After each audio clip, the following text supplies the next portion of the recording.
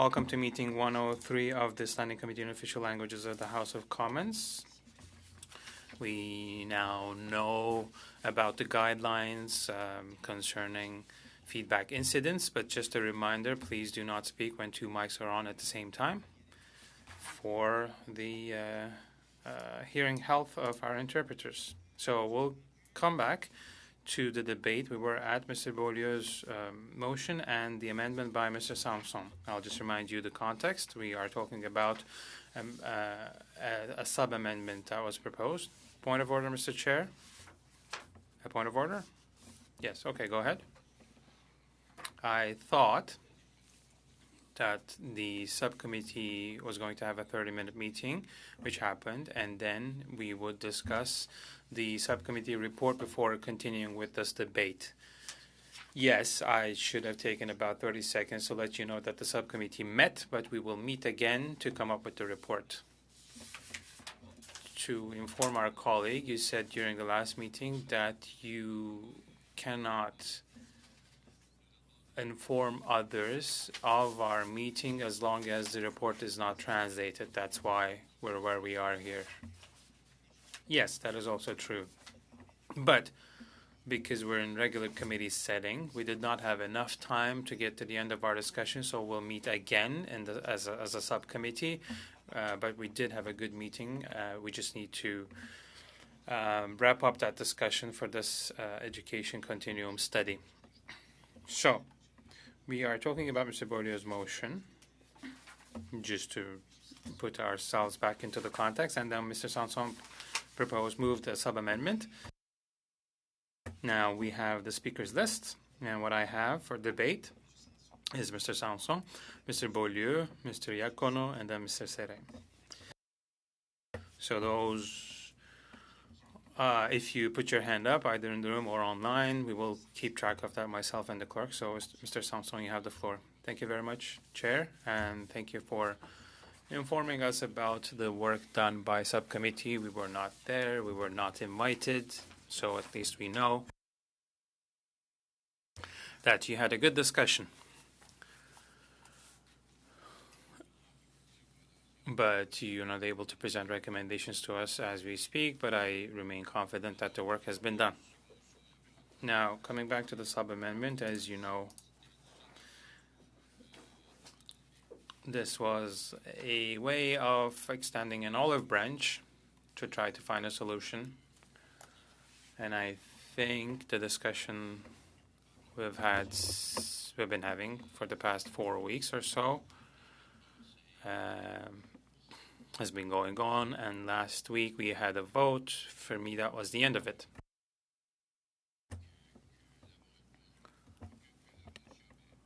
And the motion itself, as it was moved, was what it was, and I call on the wisdom of our members around the table to withdraw the motion, and so that we can keep working on the important topics before us. And I would, and let's move ahead. Let's move forward and hold a meeting. And we had the commissioner, which was very important to guide us.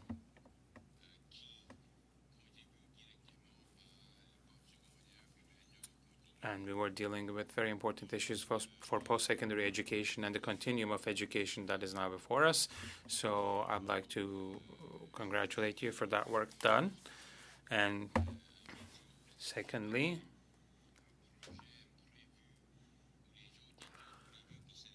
this morning you had the chance to discuss other studies that we have lined up. So that also is another reminder that we need to get back to the important work before us, and this is a turning point for the committee. So I am again extending my hand and asking that we leave the motion behind and do the important work and reach out to organizations across Canada, including Anglophones in Quebec. And we really need to answer meet the needs of these communities that have been long neglected. They've been seeing black clouds for years. It's as if they did not even exist. under the Charter of Rights, and we often refer to Section 23 about education, but that was considered to be from age 5 to 18. There wasn't early childhood or post-secondary education included in that. So the skies are open before us, and we can now reach out to these organizations. And we'll work with them in close collaboration for years, but now it's time to take concrete action and to fulfill our obligations as members of the Committee of the Standing Committee on Official Languages. À vous la parole. Je ne sais pas si M. Sanson voulait retirer son amendement. Ou... I'm not sure if Mr. Sanson would like to withdraw his amendment because we can't agree. Well, once it's in play, we can't really just wash our hands of it. Well, then we're ready to vote on it. That's it? Mr. Iacono. Thank you, Chair. Well, I'm of the same opinion as my previous speaker. An event occurred, an incident was witnessed, and it's quite disappointing to have heard those comments and these conversations. He did apologize on a number of occasions. The damage is done, so. But what we're proposing as a solution, I don't think it's any better. I've received comments in my writing. People were very frustrated and disappointed by Member Drouin's comments. But I've been told that, look, if you just want to get rid of a fellow, what's it going to do? It's not constructive. We've spent a lot of time there on this Francis issue, but we are losing that time to our real tasks, those who are affected and impacted by language. It's disappointing because what's the ultimate objective? To destitute the member? Embarrass him? At what price? And to what end? Are you going to advance our cause? Are we going to improve the well-being of the French language? I don't think so. So I would ask everyone to reconsider the motion, and we return to the promotion and preservation of the French language. An anecdote. I was born in 1965, and when I started school, secondary school, I went to an English language school. Do you know why? Because the Francophones didn't want to mix with the Italians. This was in the 70s. When I was in kindergarten, I went to an Anglophone. I was supposed to go to a Francophone. But, you know, native Quebecers didn't want to have to deal with the Italians. They felt threatened.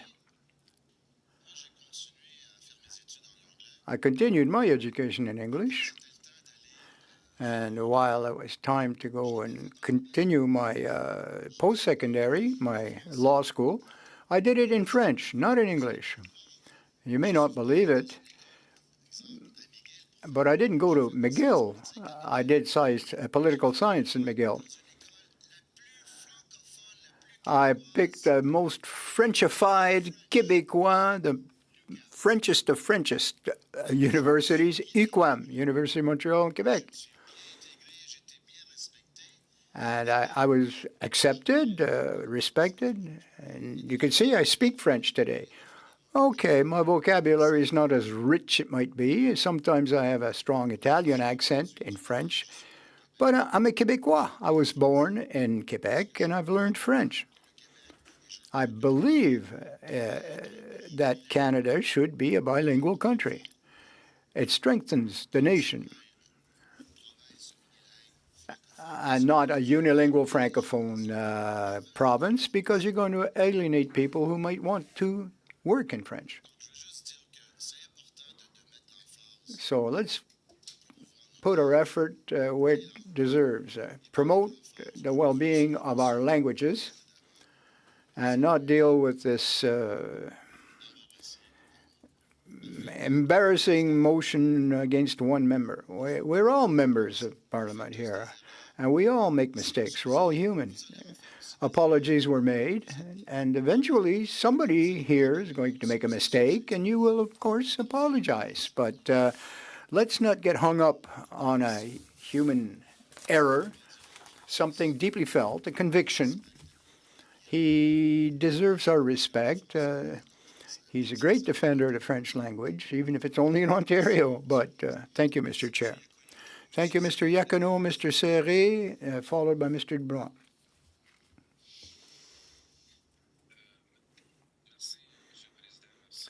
Thank you, Chair. Thank you, all colleagues. I'm a bit disappointed that we're carrying on with this particular subject in motion this morning. And I'd like to perhaps add a few comments to what Angelo and Daryl have said. I think it's important to take a bigger view here. It's important, particularly for those listening to us in cyberspace, what's going on.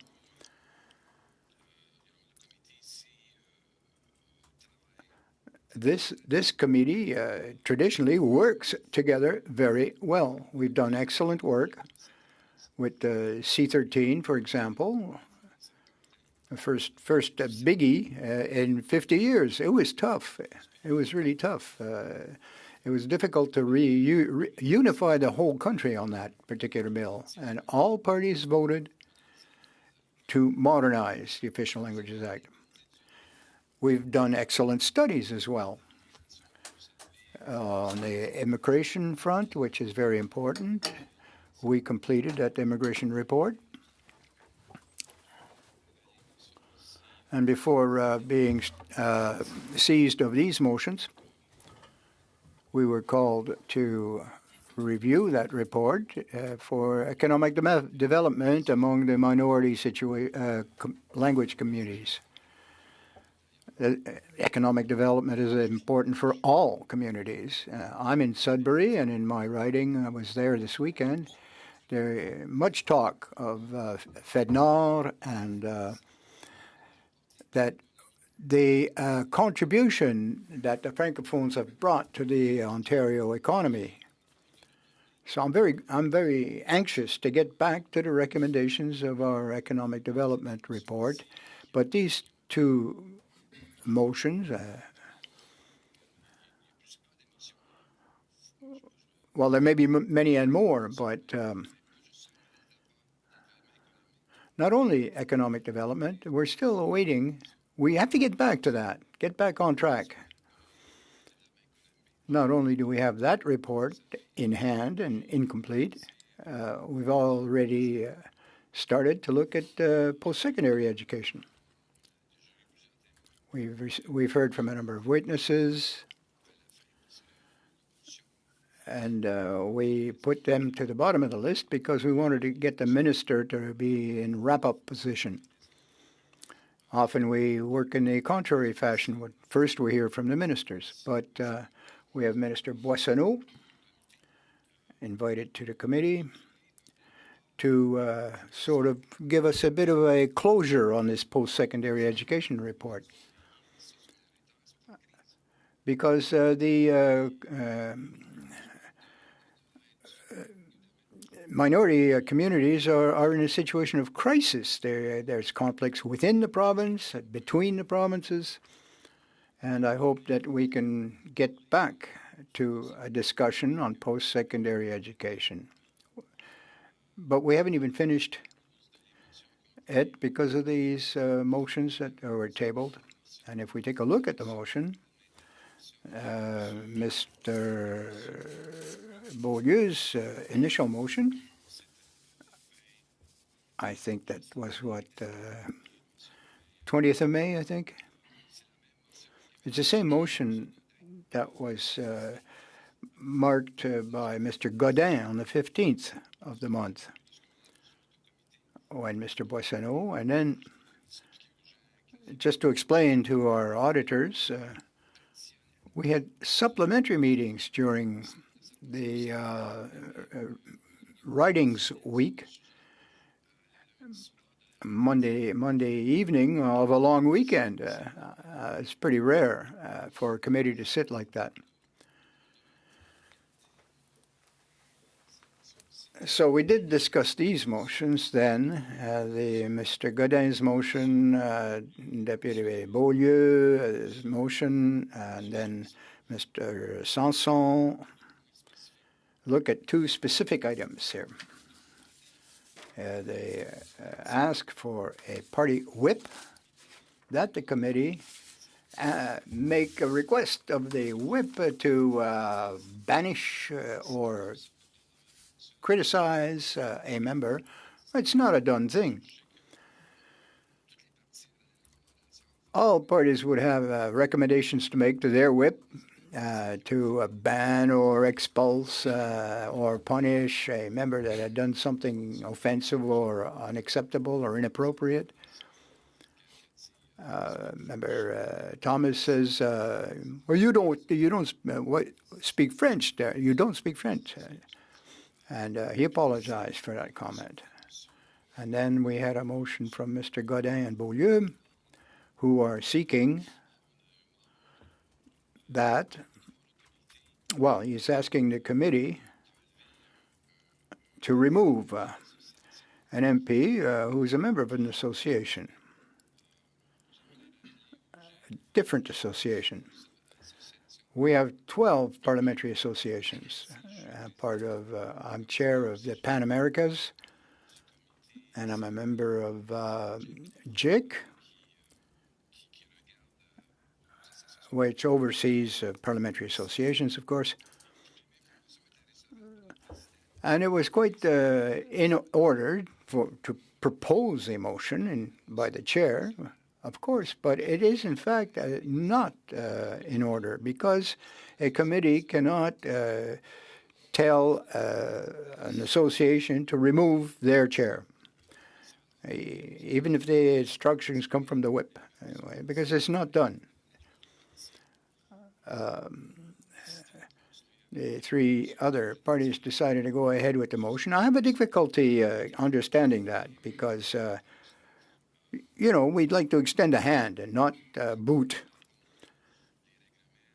And I think it goes against the rules of the committee or the standing orders, because if procedurally, but if we're in a minority situation, we can contest the rulings of the chair. So this is where we end up today. We still have the post-secondary report. We haven't even started it, really. The economic development is not finished. And when we talk about the spectrum, the continuum of education from preschool, kindergarten, right through to post-secondary. It's a whole environment, a universe of its own.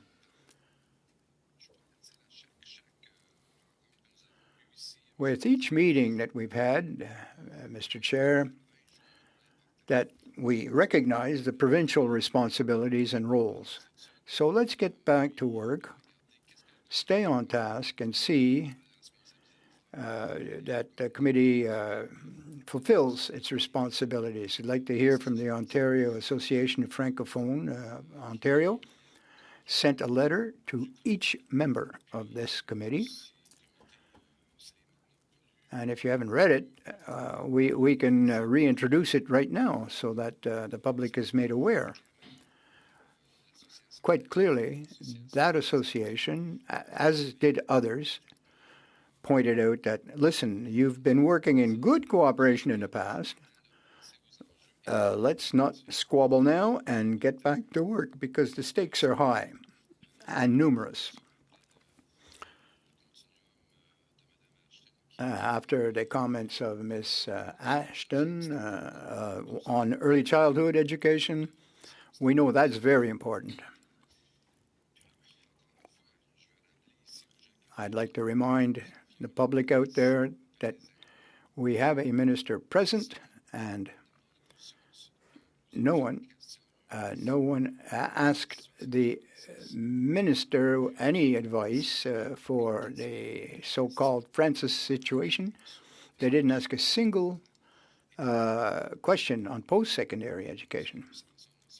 And as Deputy Sanson, we'd like to extend a hand, because over the weekend meeting, we had his participation, that is the minister, and even the commissioner is aware of the situation now and was sought for his advice. But he has nothing to do with that, the commissioner. He's got other issues, other irons in the fire.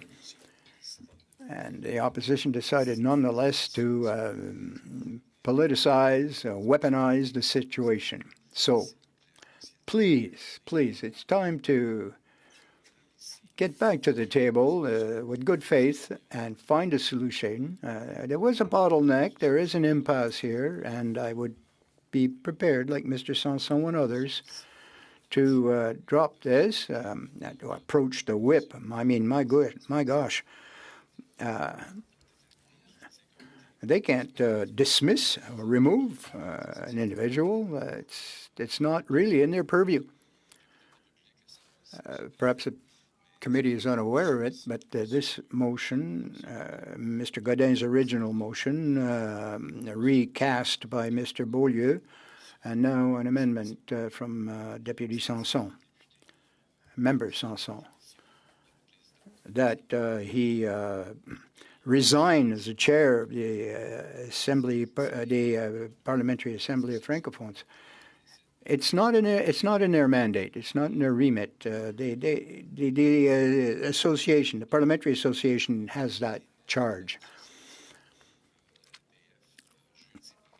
Last Thursday they met, and there were 3 votes. And the members, well, we don't have the results because obviously it's a confidential result, but the members of the association, the Parliamentary Association, decided that no, the debate's over, that's it. They voted to keep Mr. Drouin in the chairmanship of the International Association of the Francophonie. To avoid Canada some kind of embarrassment, if you will, Mr. Drouin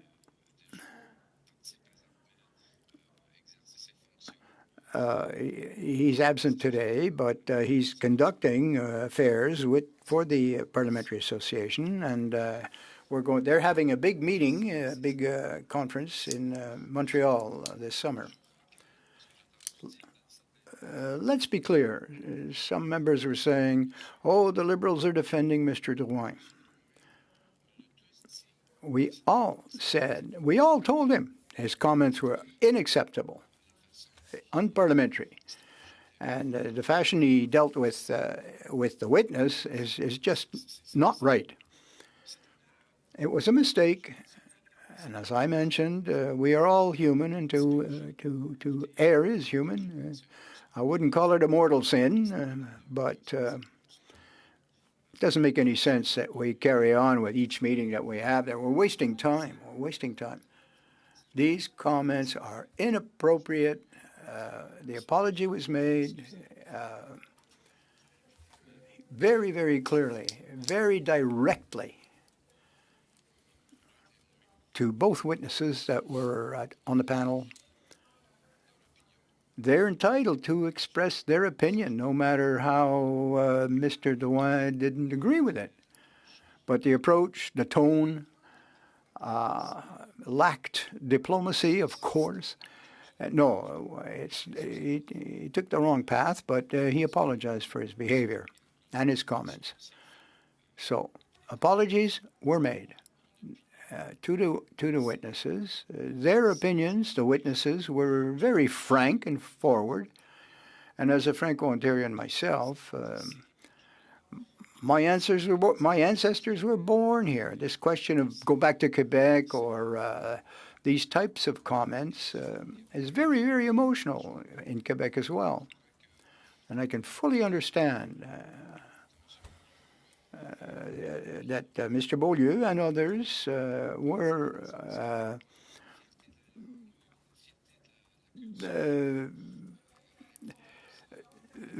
reluctant with, or perhaps even encouraged the Quebec stance. But Mr. Généreux, Godin, I'm quite pleased that for your lifetime, you've had the opportunity to work mostly in French. I'm very happy with that. I didn't have the opportunity in Ontario to do that. Let me assure you that the French language, even if we're fighting on a daily basis to protect that, despite the ancestry, my case, mother and father were both born, came down the Ottawa River, along with Indigenous people in canoes. In 1686, we've been here, and we still speak French. Okay, I'm still speaking French. I may have contaminated it with certain English locutions, but listen, that's me, Marc Serré, and I'm proud of my language and my heritage.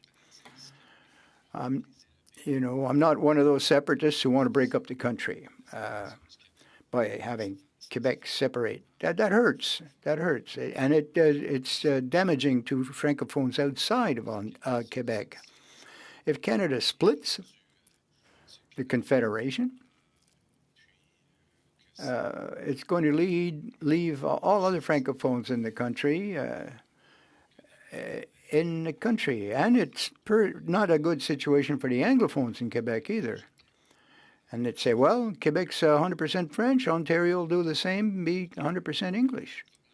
We have had governments in the past, the Harris government, who completely disseminated the services in French, all services, and we're working diligently in Francophone to defend our rights. Mr. Serré, Mr. Godin? Well, once again, Mr. Chair, I'd like my colleague to get back to the initial motion. Well, I gave you a lot of time, a lot of space. You defended your colleague. He did apologize, etc. But don't push it too much. Let's get back to the motion and the discussion on this motion in particular. But for members who are here today, I'd like to remind you that Article 116 of the law here, no, 117, Article 117. Depends on the version I have here. But the chair, the Speaker of the House can end the debate.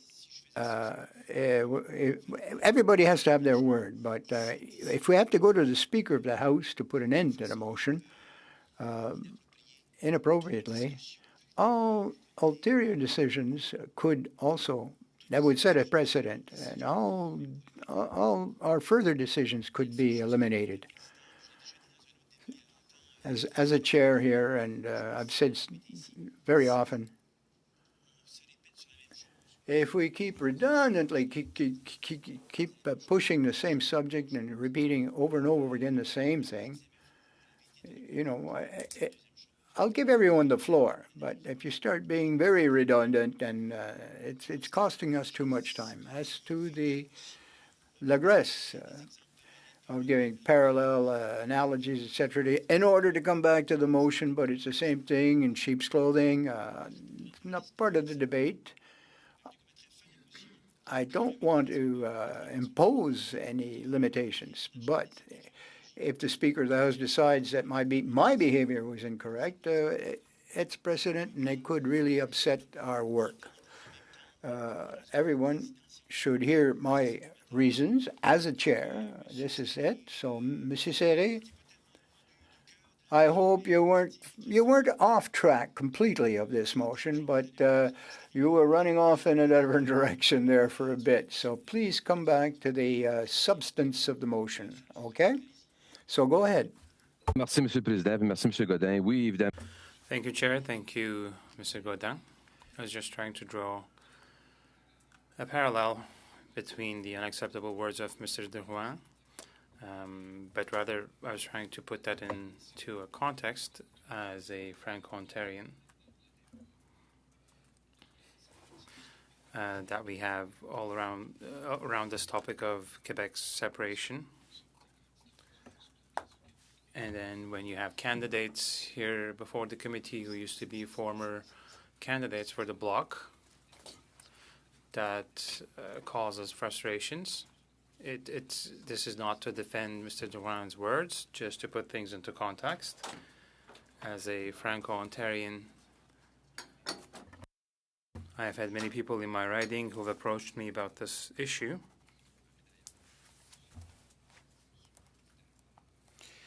Also, Mr. Chair,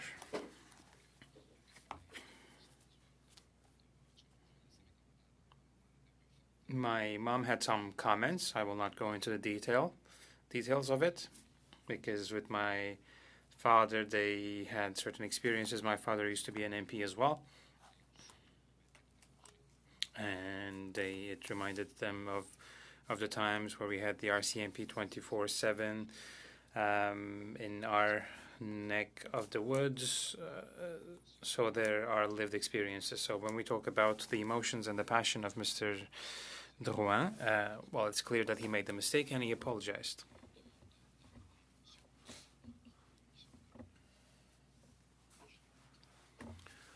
And I don't understand why the committee is still at this. As I said, they asked the whip of the government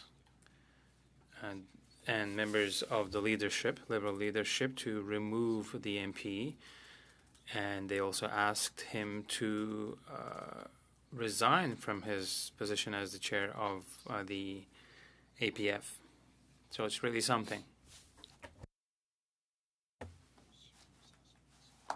Mr. Chair, as Mr. Samson mentioned, I'm also wondering why we're still dealing with this motion while we have so much work to do. We can move on to more important things. And the people in my riding have clearly requested that we speak about important matters.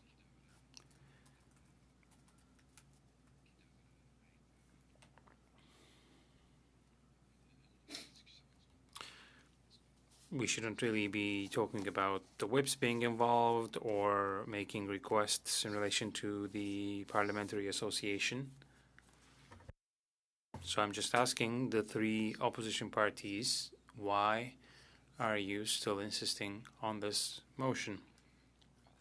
The whips always do a shuffle when it comes to committee membership. So will we have the same members as we do now?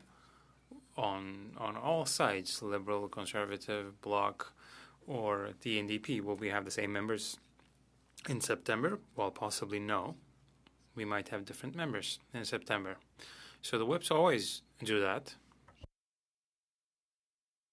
They always change parliamentary secretaries, committee members. So we have 24 committees in the parliament, and it's never been a question of removing just one. And me as the chair of Parliamericas, I don't think it's really the intention of the committee to politicize things to capture votes in Quebec. I don't believe that's the intention.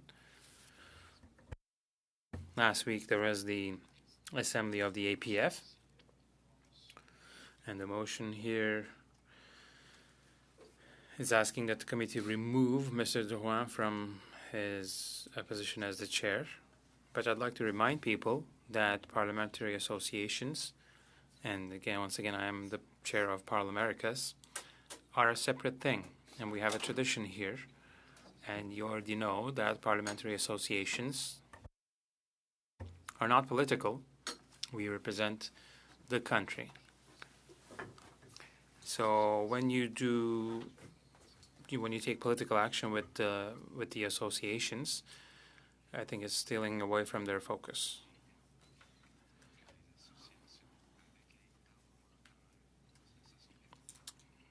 So all parliamentary associations do important work. I know you're members of other associations, so it's not parliamentary committees that decide on the fate of these parliamentary associations.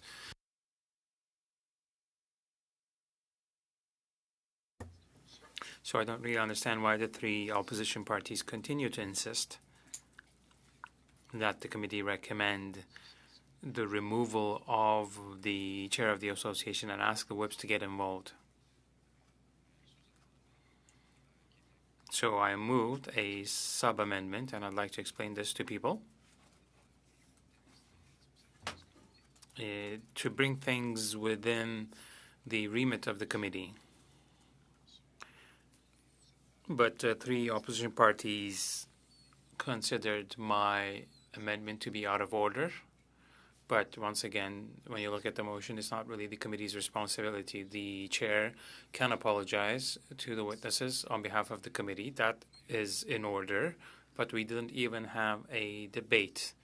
And then the three opposition parties took the discussion in a different direction. And now we can't move forward. We had the minister here at the committee. We accepted the commissioner to appear as well. But the opposition put everything aside. They let the commissioner appear. That's a good sign. So the next step would be the consideration of the economic development study, the report rather. When the motion was moved by Mr. Godin, which again is the same motion as moved by Mr. Beaulieu, the first 5 minutes where we had the Minister Boissonnault, we also had officials in the room who were ready to talk to us about post-secondary education in the second hour, but we were not able to talk to the officials because of the motion that had been moved. So that's why we are at this point. So I sincerely ask the members of the committee this question. Mr. Drouin apologized.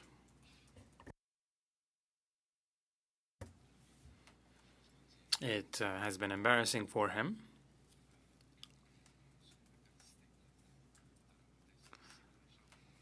But the committee insisted on carrying this to the chamber. But there are so many committee reports that go to the chamber that waste the House, the time that's available to the House, and that delay important interventions, important legislation such as pharmacare, which is key for many kinds of illnesses. So I'm just appealing to the members here, but also to the public,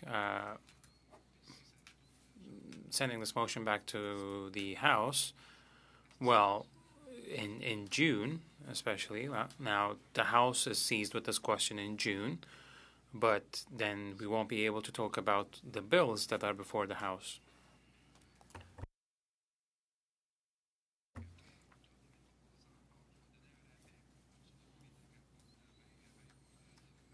There's even discussion, or other people tend to forget that there will be a 20% discount in the carbon tax for people living in rural areas.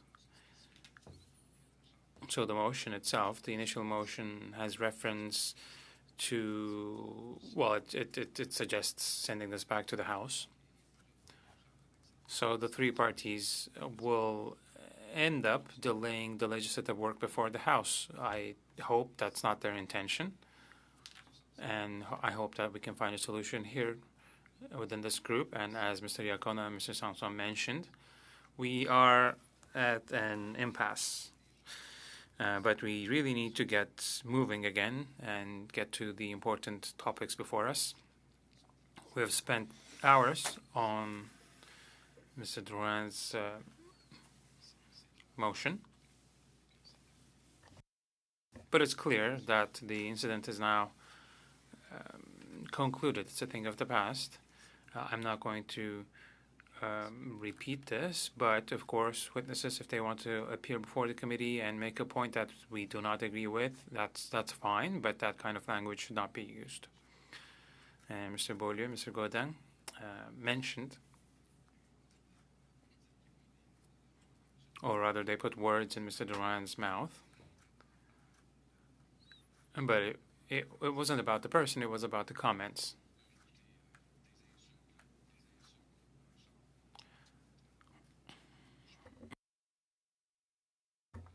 And we can spend hours and hours reminding ourselves of accusations from members vis-a-vis others, so we have to be careful. It's what's done is done. It was a mistake. Apologies were issued. So we need to work for the entire Francophonie and all Francophones across the country. And my appeal is that let's please move forward and let the motion set it aside, because we have a limited number of weeks left in the month of June. It's always a tough time. In June, you have all sorts of committee reports and motions and legislation that are presented to the House. And here the motion refers to a referral to the House. So I don't know why. Maybe the opposition can clarify things for me, why they want to do this. But we can talk about things like pharmacare, diabetes, and other kinds of economic incentives and supports. I think this whole saga has come to an end. I have other things to say as well, Chair, but when we talk about the motion and the amendment by Mr. Samson to the motion by Mr. Beaulieu, which again is the same motion as moved by Mr. Godin, it's been 3 weeks and even more that we are talking about this. I think it's time we moved to our important work. I know others are also on the list, so I'll wrap it up here. And let's see if we can find a way to move on to the more important things. I appreciate, Mr. Chair, the opportunity.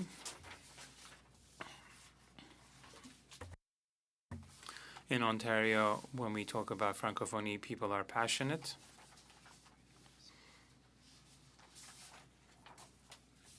And we have to find a way to protect French in Quebec, to protect French everywhere in Canada, because our country is richer with its 2 official languages.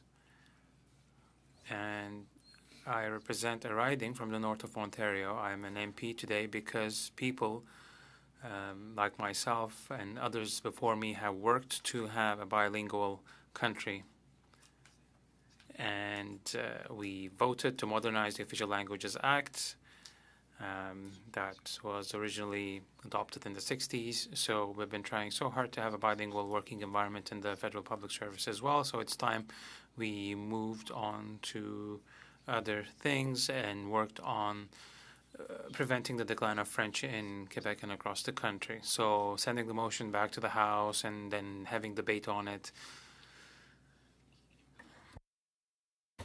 is not necessary because we've had the debate and excuses have been issued. Mr. Drouin is a great advocate of Francophonie in his riding in Ontario, in Canada, and as you know, Mr. Chair, he has worked hard.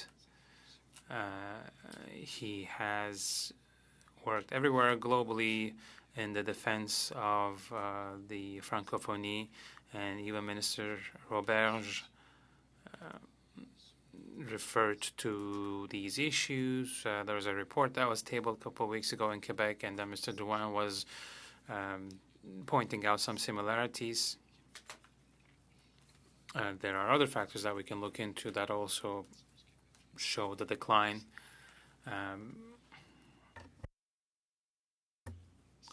Now, when we talk about the separation of Quebec, potentially, whether it remains a province or becomes an independent country, they will remain in a minority situation in terms of the language. So the motion, once again, asks the chief whip to remove a member of the committee, which, again, isn't their responsibility. And it's also asking Mr. Drouin to step down as the chair of a parliamentary association. But in July, that association will have a meeting here.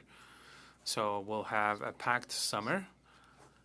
I think it's really time we moved on to other things. But in any case, thank you very much, Mr. Chair, and I will yield the floor to others.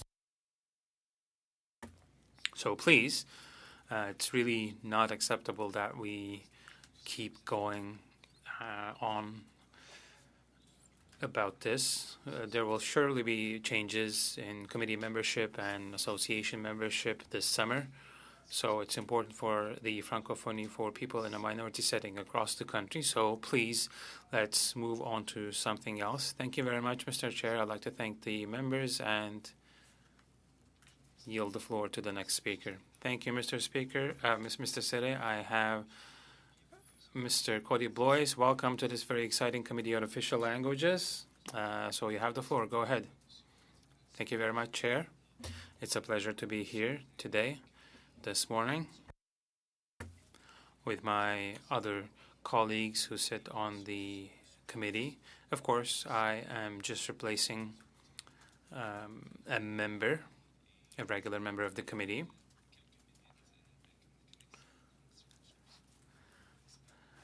I'd like to talk to you about my experience with the French language in connection with the writing and also in connection with this motion. So first off, I am the Member of Parliament for King's Hands in Nova Scotia, and I'm a very proud MP from Nova Scotia. So first off, how this motion connects to Mr. Drouin, because I happen to be the chair of the Agriculture and Agri-Food Committee. And of course, Mr. Drouin is a member of this committee because he's the parliamentary secretary of Agriculture is one of his roles. So I consider what's happening here as a personal attack to Mr. Drouin. And the objective of this motion is to cause disruption and to inflict a personal attack against Mr. Drouin. This is not really a legitimate use of committee business or committee time. That's the first thing. Mr. Chair, I'm very proud because there's no one in my family who speaks French. My family name is Blois, but in English we say Blois. There is a city in France that's called Blois. And there's also a Chateau Blois. And in French history, the royal family and our annals seems to agree with my account of things. But the royal family would spend their holidays in Blois, and they would have official functions, etc. And the first Blois that arrives in North America was Abraham Blois, or Blois in English. And he was a soldier of the British Empire. And the connection with the French language and the Blois family, well, there was a bit of an issue with that because after the invasion of the Normans in England, there was a disruption in the lineage or in the continuation of the relationship with the French language. But when Abraham and Sarah Blois arrived in North America, the people they encountered did not speak French, most likely. But I'm very proud because when I came to Ottawa, my French skills were quite limited, and today I'm here before the Committee on Official Languages with my federal colleagues. Of course, my French isn't perfect, but I think it's still sufficient to allow me to participate in this debate on this motion. I fully agree with Mr. Samson, Mr. Iacono, and Mr. Serre.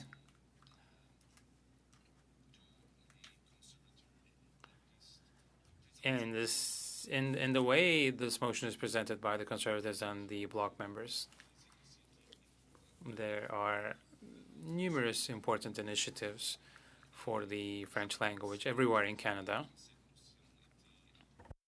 And I think the study before this motion was about the importance of the French language and its impacts on universities and colleges across the country.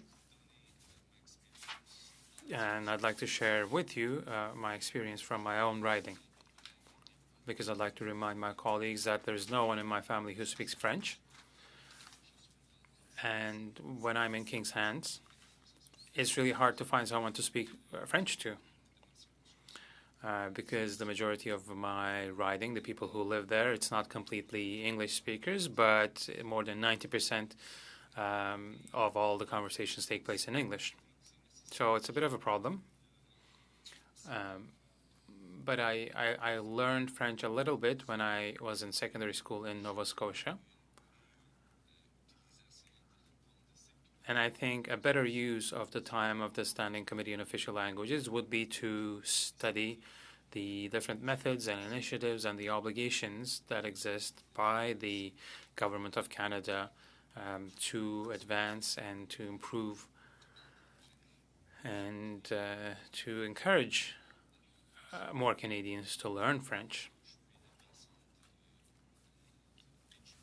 and to find the way to train teachers so that we can improve French across the country.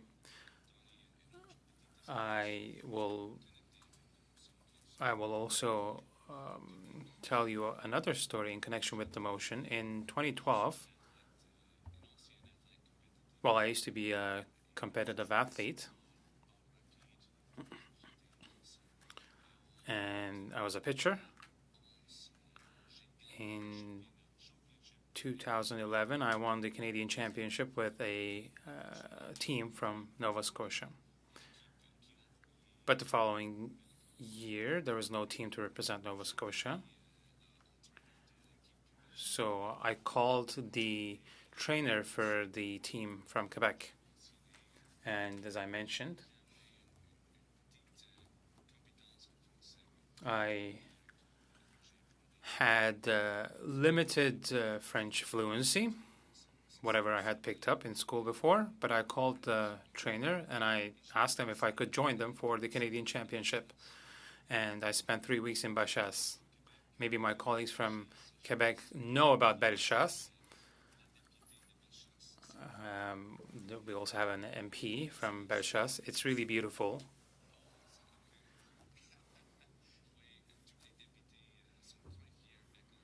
All MPs, of course, are very proud of their ridings.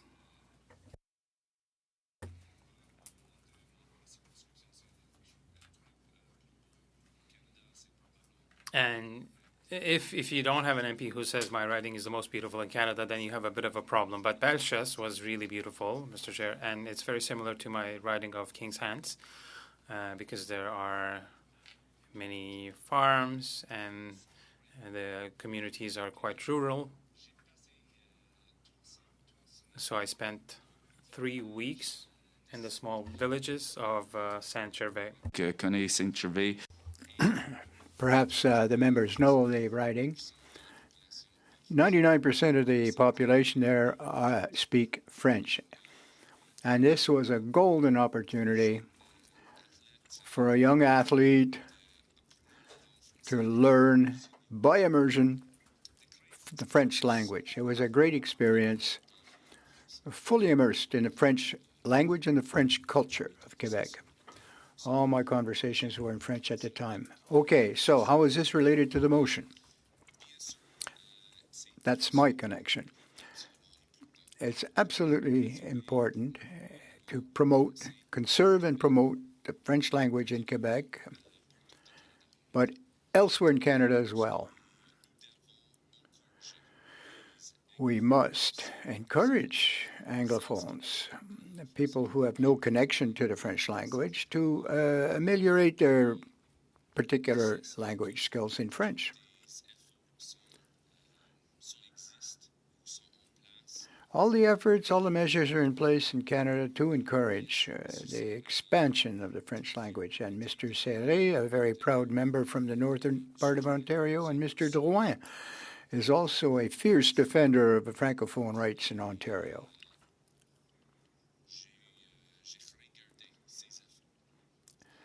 And I look at the situation in that context. I'm a Liberal MP. I've had a lot of conversations with Mr. Drouin. And he's, in fact, a champion of the French language in his sphere. And also, internationally, he's the chair of the Parliamentary Association for Francophonie.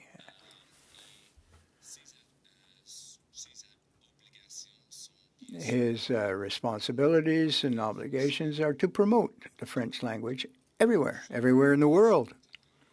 Of course, he's concentrating in Ontario and in Quebec and in the rest of the country.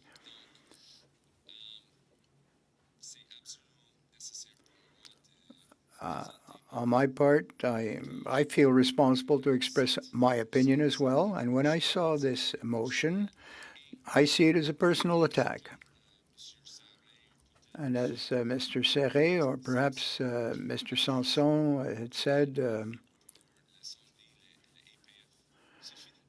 the Parliamentary Association, we have no business there, you know.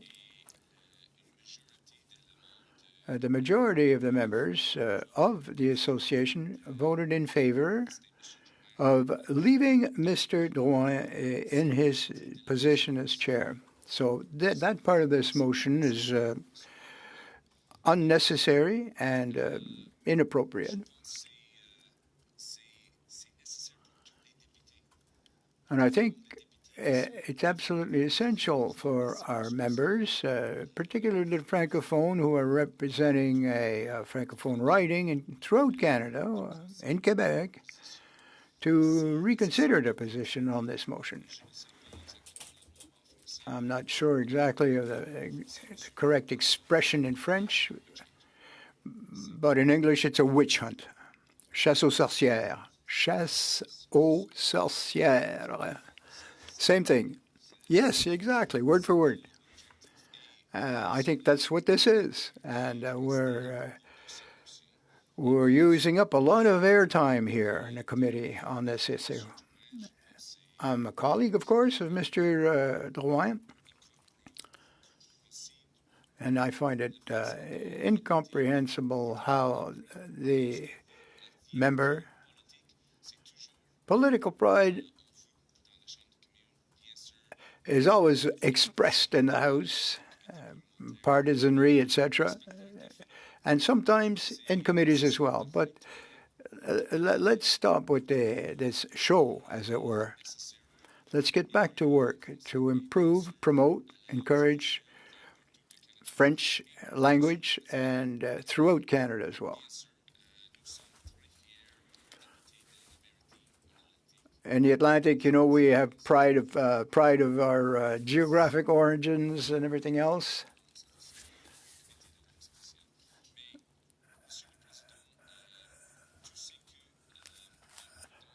Mr. Chairman, the importance of the legislation is Bill C-49, so that we can renew the accords with Atlantic Canada.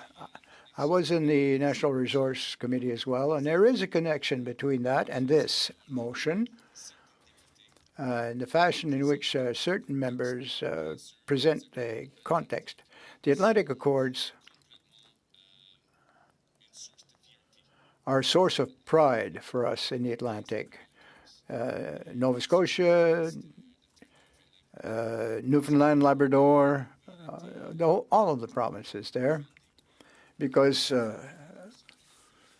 when they were found, the Newfoundland and Labrador, there was a certain uncertainty as about who was responsible for what, federal, provincial, whether it was Nova Scotia or Labrador or Newfoundland. So I'm trying to get back to link this motion to that. The federal government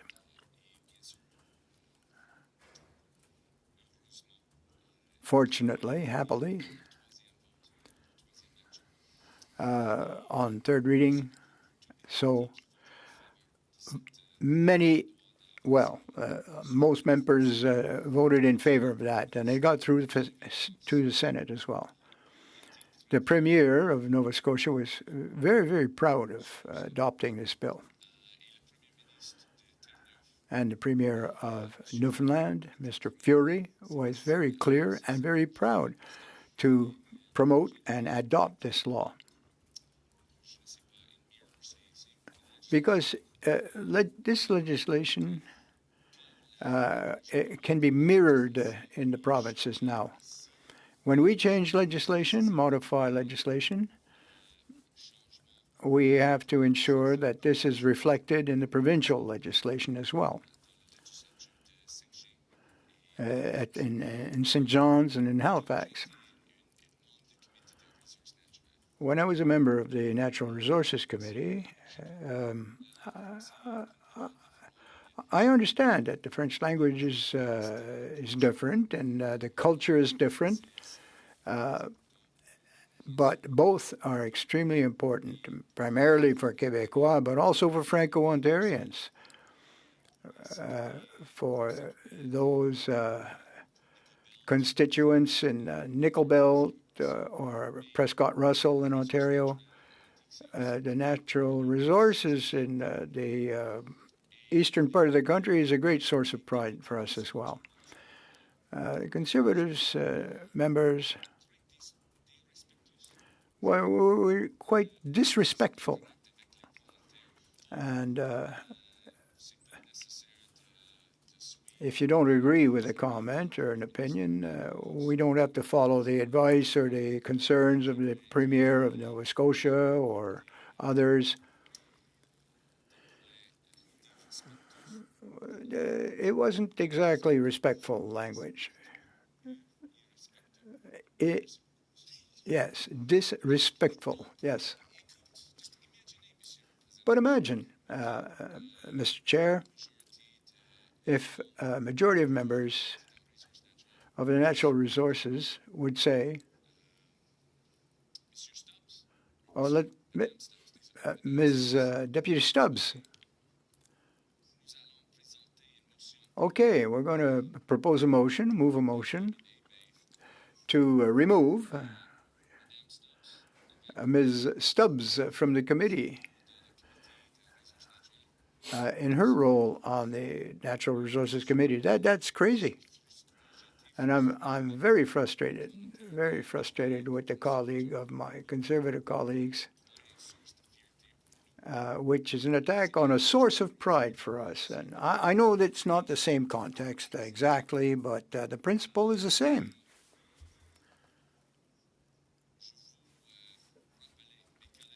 I'd like to remind my Conservative colleagues, Bloquiste colleagues, and Ms. Ashton as well, if this motion goes forward,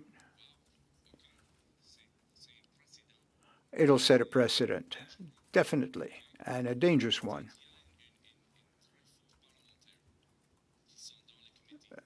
If there's anyone who asks strong questions in a committee, if we really full front, facial, hard questions to a member, or perhaps from a witness to a member. Can't say, this is dangerous behavior, and we can't allow that. So we're going to propose a motion to destitute that member from his task on this committee. Have him removed. No, that is not correct. I believe that this motion, which we are seized today, is not reasonable. It's just not reasonable. It's a personal attack. We've seen newspaper articles, in social media, national press, throughout Canada.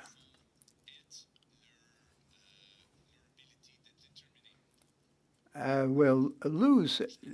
They're losing their perspective because of the behavior of Mr. Drouin. As Mr. Sanson and Serre have said,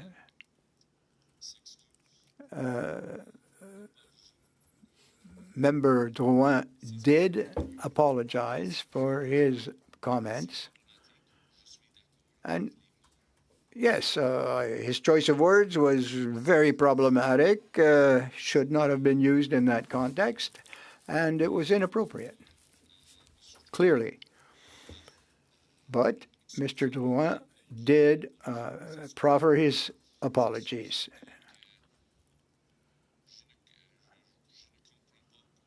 So I don't understand really why this committee should continue to beat a dead horse.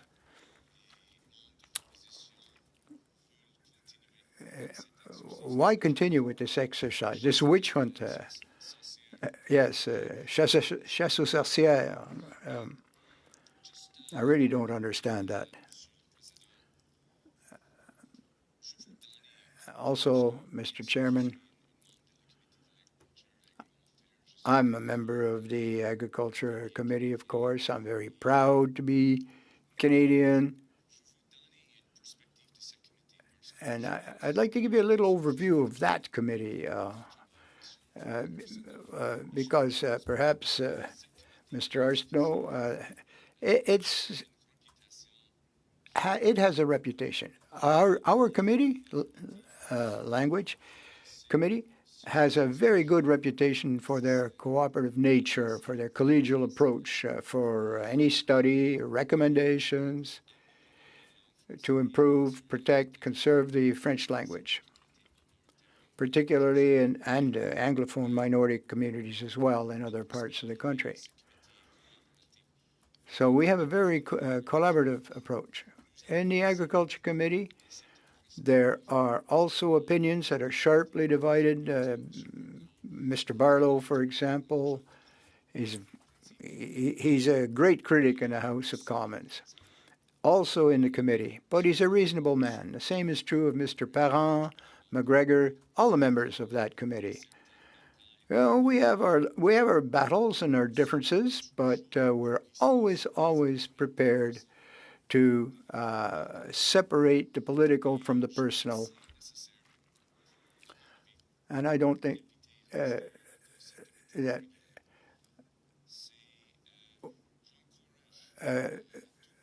I would encourage all MPs, not only ours, but all MPs, to work in that fashion. All stakeholders, all your counterparts, we have to be constructive in our context on committees, and we all have to work towards the conservation, enrichment of the French language. And what we're doing now, I don't think serves any positive purpose. I think that the Francophone associations in Ontario work very hard to advance their future. And if I may, Chair, the stakeholders, those involved, will see this exercise as an attack, and that is certainly not positive for our committee, for the objective of our committee, which is to work for the interests of those electors, those constituents, all throughout Canada, students in Nova Scotia, for example, Chair. They need to have an improvement in the content of French languages in their schools. They need better resources. And we have to work in collaboration with the provinces and territories. I'm an example. When I came here in 2009, my capacity in French was very minimal. But I could serve, perhaps, as an example. With the proper encouragement, with the adequate resources, I can establish a better relationship with my colleagues.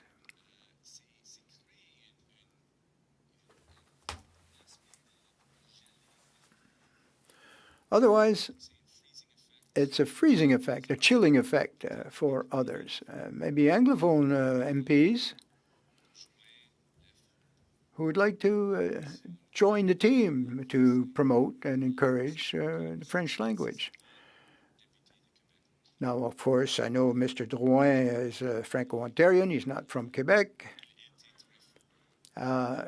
He used extremely strong language in discussion with that particular witness, those two witnesses. But he is a defender of French language rights throughout Canada, particularly minority situation.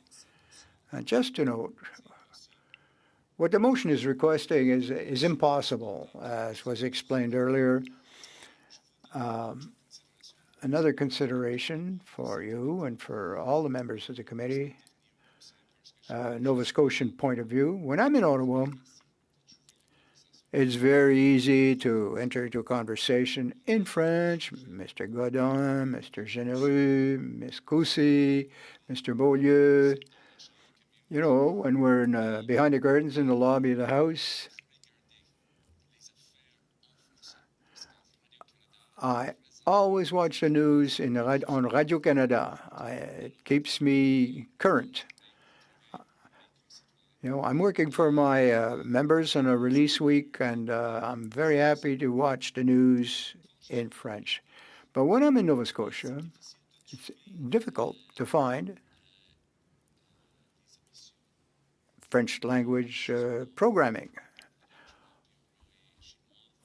While I'm in my car, I try to listen to Radio-Canada rather than the CBC, but we don't have the same coverage in Nova Scotia. We have to take a look at CBC mandate, for example, Radio-Canada included, for the French context. And just to make sure that we get straight news, we're not victims to AI algorithms, social media, but not only the news, but all subjects. King Hans is fairly unique when it comes to expressing oneself in French.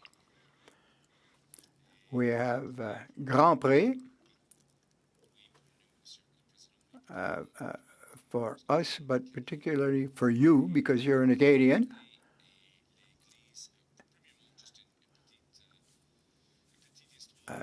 Just a short anecdote for those who are listening,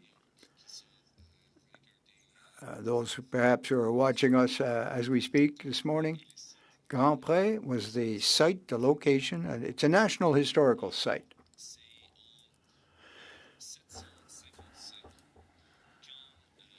It was in 1755 when the British Army and the colonial forces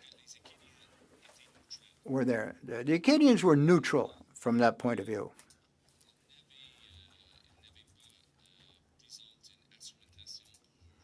They didn't want to swear allegiance to the Crown or for British law. And unfortunately, the colonial government, I can't remember who was in charge then, but declared Acadians PNG, persona non grata. No, it wasn't the planters. The planters were the person who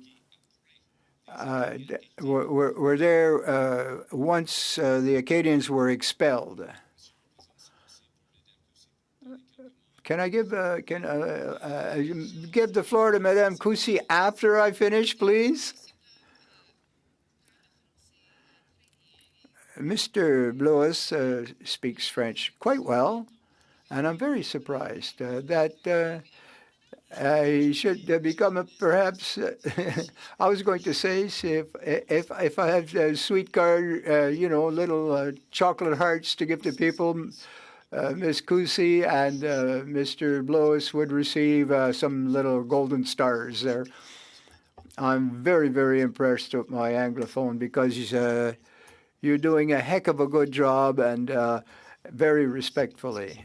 So we appreciate your efforts, Mr. Blois.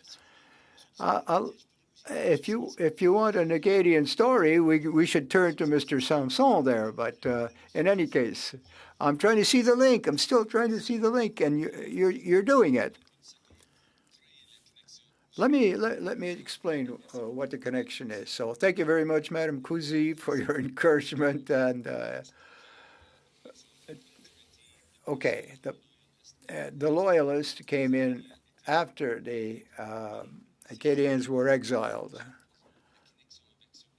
And there is a connection to this motion because we defend the rights of the French language in Quebec. Of course, it's crucial. It's absolutely imperative in Quebec. So we do have programs to encourage and protect and preserve the French language in Quebec. But it's not only Quebec. Nova Scotia as well. The connection is there. The French connection is there. It's a historical fact, and it's special. We all know the history.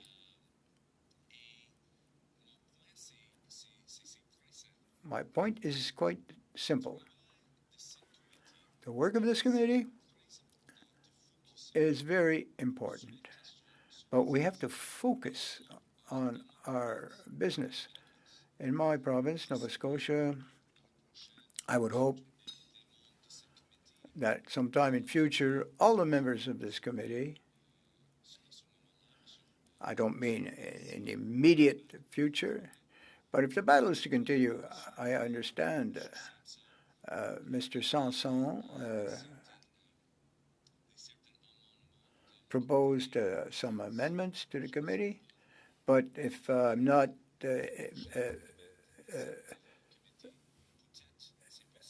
in the future debates of this committee, perhaps some members could perhaps consider another motion, given the importance of the French language throughout Canada, particularly in Nova Scotia, because we do have a French population in the province. And the current context,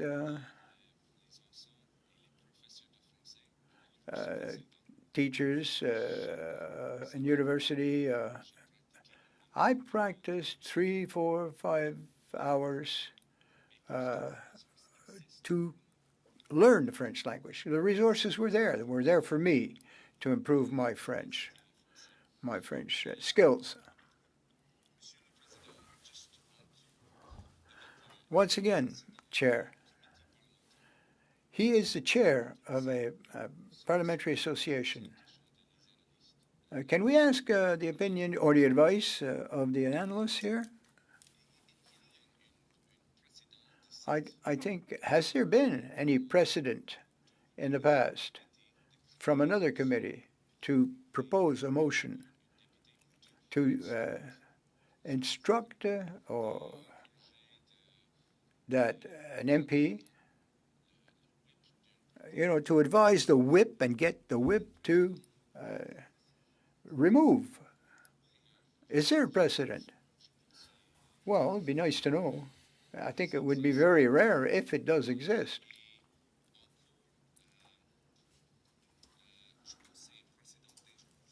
Very dangerous precedent. Mr. Drouin, in particular, given his role with the Parliamentary Association for Francophonie, International Association, and just as background for the MPs here present, I mean, we all know Mr. Drouin. We're familiar with his work and his accomplishments. But he's a very dedicated and committed to the role of protecting the Francophonie, particularly internationally. He has solid connections with other parliamentarians abroad in Europe, in Africa. And I know that Mr. Drouin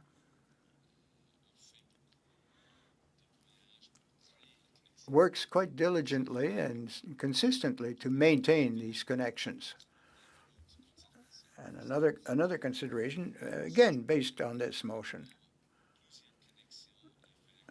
his contacts with other MPs, with other individuals who is just as dedicated and committed as he is to French in the international context.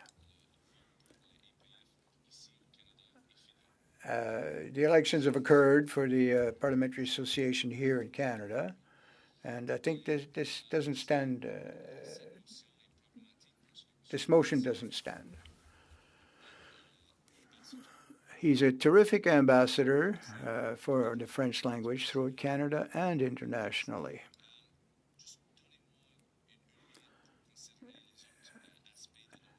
Now, let me look at the other aspects of the motion. I understand, Mr. Chair, I'm also a chair of a committee, so, well, agriculture, and it's important to respect process, and sometimes it's very, very tough. There's some aspects of the work, it's not black and white. There's a lot of gray area there. Je suis en favor. So I'm in favor of doing work in that context because you gave us the details from. Encore, But one final consideration, Mr. Arsenault.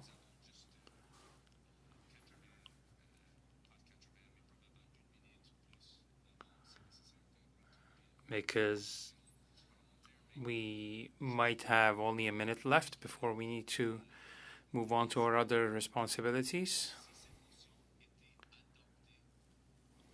But if this motion is adopted, it's quite problematic.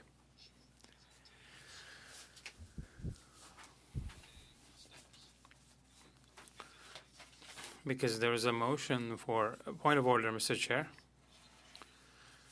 Chair, in fact, given the time we wasted and it's 10:15, the committee has to end its meeting today, so I recommend that we suspend, but we adjourn with the intention of suspending to make things easier as you have done previously. So suspension converted into an adjournment so that we can come back to the debate during the next meeting. Thank you, Mr. Blois. There's no wasted time here, by the way, but Mr. Godin, we had an agreement during the last meeting that we would take 5 minutes or maybe 2 minutes to discuss something. Do we have unanimous consent? It's about inviting Heritage Canada officials for this study. In fact, Mr. Chair, I think we need to make a decision on what I suggested. Then we could spare 2 minutes to make a decision. I'll do the opposite of what you recommended. So I'll adjourn with the intention of wanting to suspend, but next meeting will be meeting number 104, but we'll come back to the same debate. I have Mr. Samson on my list, Mr. Blois, if he hasn't finished and if he's back, and then Mr. Samson and Mr. Godin on the list. Okay, 2 minutes. What do we do? Do we invite the officials from Heritage Canada again so that we can wrap up the study, or do we give instructions to our analyst? This study on post-secondary education, you mean? Yes. Because we said we would talk about this during this meeting, take a couple minutes to make a decision. Mr. Godin? Mr. Chair, I made a recommendation. We have a unanimous motion to invite the minister by the end of June. We have to have ministers and officials, but the minister declined the invitation. But despite the unanimous motion from the committee, I cannot go into the details of why the minister refused, but the minister turned down the invitation. That's that. But the officials will we invite them to finish the study or not before the end of June? I think we should invite officials, but the minister as well, as we requested unanimously. But if we invite the officials, the question is that then the priority, and then we push forward the continuation of this debate here today? Let's say if they can make it next Monday for an hour. Chair, I think the debate that we've had today is important, and before any other work, we have to make a decision as the committee. That's my recommendation. Let's keep going on this debate, and then we'll come back to our study topics once we have taken care of the discussion here. Okay, go ahead, Mr. Serre. I don't agree with Mr. Godin. I think we need to get back to our studies, so I think we need to invite Heritage Canada officials for the next meeting, and then keep doing the work we need to do. We can take the first 5 minutes of the next meeting to talk about this. Okay, that's what I recommend. I will now adjourn. But on the notice of meeting, it will be indicated that we'll talk about this for the first 5 minutes. And if Mr. Blois comes back, he'll have the floor. And then Mr. Sanson, Mr. Godin.